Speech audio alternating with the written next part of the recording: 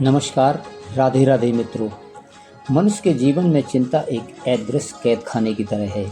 कभी यह भविष्य की अनिश्चितताओं से उपजती है, कभी अतीत की गलतियों के बोझ से और कभी वर्तमान के संघर्षों से। चिंता धीरे धीरे हमारी ऊर्जा को चूस लेती है, हमारी नींद छीन लेती है और हमारे भीतर के विश्वास को कमज़ोर कर देती है। परमहंस योगानंद जी कहते हैं, यदि तुम अपनी सारी चिंता, भय और संदेह को ईश्वर के चरणों में रख दो तो ब्रह्मांड स्वयं तुम्हारे लिए रास्ता बना देगा। योगानंद जी की यह शिक्षा केवल दार्शनिक विचार नहीं बल्कि एक जीने की कला है और उन्होंने सिखाया कि कैसे मन को ईश्वर की शक्ति के साथ जोड़कर हम जीवन के हर तूफान को पार कर सकते हैं। चिंता का मूल कारण, चिंता क्यों होती है?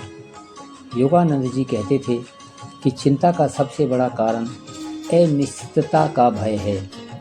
हम चाहते हैं कि सब कुछ हमारे मन मुताबिक हो, लेकिन जीवन की धारा हमेशा सीधी नहीं बहती। हम भविष्य को नियंत्रित करना चाहते हैं, जबकि वह हमारे हाथ में नहीं है। हम अतीत को बदलना चाहते हैं, जबकि वह पहले ही बीत चुका है। हम वर्तमान को भी पूरी तरह से नहीं जी पाते, क्योंकि हमारा मन या तो कल में अटका होता है या कल की चिंता में। यह वैसे ही है जैसे कोई नाविक समुद्र में खड़ा होकर लहरों को रोकने का आदेश दे। यह तभी संभव है, योगानंद जी कहते थे, तुम्हारे जीवन का सच्चा नियंत्रण तभी संभव है जब तुम उस अदृश्य शक्ति के साथ तालमेल बैठाओ जिसने यह सृष्टि बनाई है। ब्रह्मांड पर विश्वास करना सीखो। कैसे? जब हम कहते हैं चिंता ब्रह्मांड को सौंप दो, इसका मतलब है अपने मन, भावनाओं और निर्णय को उस अनंत बुद्धि के हवाले कर देना जो हमसे कहीं अधिक जानती है। एक दृष्टांत, एक बच्चा अपने पिता का हाथ पकड़े सड़क पर जा रहा था। अचानक वह गाड़ियों की आवाज़ से डर गया और उसने पिता का हाथ छोड़ने की कोशिश की। पिता ने उसे कसकर पकड़ लिया और कहा, तुम्हें पकड़ने की ताकत मुझ में है, तुम्हारे छोटे हाथ में नहीं। यही बात योगानंद जी कहते थे, तुम्हारी सुरक्षा तुम्हारे छोटे से प्रयास में नहीं बल्कि ईश्वर की असीम शक्ति में है। कैसे सौंपें अपनी चिंता ब्रह्मांड को? सिर्फ बोल देने से कि मैंने चिंता छोड़ दी, काम नहीं चलता इससे। हमें सचमुच इसे करना या सीखना होगा। नंबर 1, आत्म समर्पण का अभ्यास। रोज़ ध्यान में बैठकर यह भाव जगाइए, हे प्रभु, मैं यह समस्या, यह डर और यह बोझ आपके चरणों में रख रहा हूँ। जो भी होगा मैं स्वीकार करूँगा। नंबर 2, वर्तमान में जीना। योगानंद जी कहते थे, वर्तमान ही जीवन का सच्चा क्षण है। भविष्य एक कल्पना है, अतीत एक स्मृति। वर्तमान में रहना चिंता को स्वतः ही कम कर देता है। नंबर 3, सकारात्मक दृष्टि। यदि आप ब्रह्मांड पर भरोसा करते हैं तो मान लीजिए कि हर परिस्थिति में आपके लिए कुछ सिखाने आई है, चाहे वह मीठी हो या कड़वी हो। नंबर 4 अध्याय, ध्यान और प्रार्थना की शक्ति। योगानंद जी के जीवन में ध्यान का स्थान सर्वोपरि था। वह कहते थे कि ध्यान ही वह माध्यम है जिससे हम अपने मन को ईश्वर की चेतना से जोड़ सकते हैं। ध्यान का सरल अभ्यास। नंबर 1, शांत स्थान पर बैठें। नंबर 2, अपनी सांस को गहराई से महसूस करें। नंबर 3, हर सांस के साथ महसूस करें कि आप ईश्वर के प्रेम को अंदर ले रहे हैं और हर श्वास को छोड़ते समय अपनी चिंता को बाहर कर रहे हैं। कुछ समय बाद आप पाएंगे कि आपका मन हल्का हो गया है। अध्याय नंबर 5 नंबर अध्याय, योगानंद जी के जीवन से प्रेरणा। एक बार अमेरिका में प्रवास के दौरान योगानंद जी के पास एक महिला आई जो आर्थिक संकट में थी। उसने कहा, गुरुदेव, मुझे डर है कि मैं सब कुछ खो दूंगी। योगानंद जी ने मुस्कुराकर कहा, अगर तुम्हारा सब कुछ चला भी जाए तो भी वह ईश्वर जिसने तुम्हें सब कुछ दिया है वह तुम्हारे साथ है। उसका खजाना अनंत है। कुछ महीनों में वह महिला न केवल अपने कर्ज से मुक्त हो गई बल्कि उसकी आय दुगनी हो गई।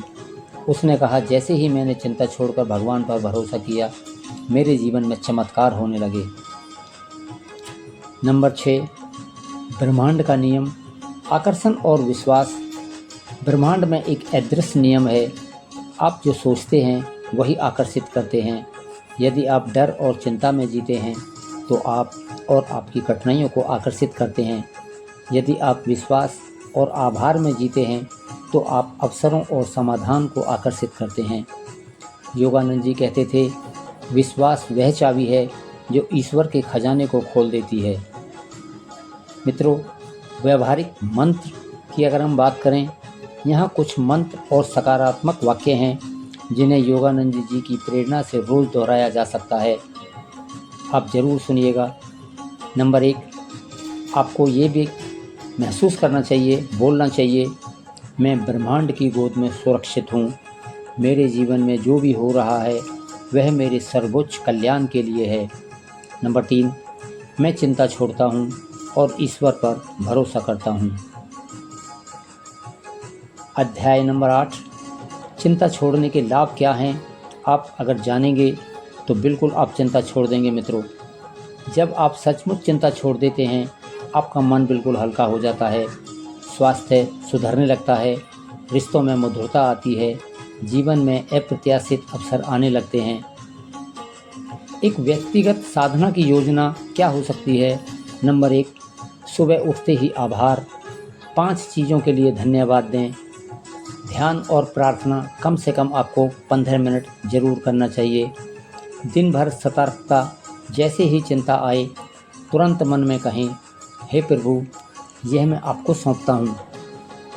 और रात्रि के चिंतन में दिन भर में ईश्वर के मार्गदर्शन को याद करें। समापन में हम बात करते हैं, परमहंस योगानंद जी का साफ संदेश है, तुम अकेले नहीं हो, तुम्हारा हर कदम ब्रह्मांड की अनंत शक्ति देख रही है, बस उसे अपने जीवन का मार्गदर्शक बनने दो। जब हम अपनी चिंता, डर और असहायता को उस अनंत प्रेम को सौंप देते हैं, जो जीवन में एक अजीब सी शांति और सहजता आ जाती है।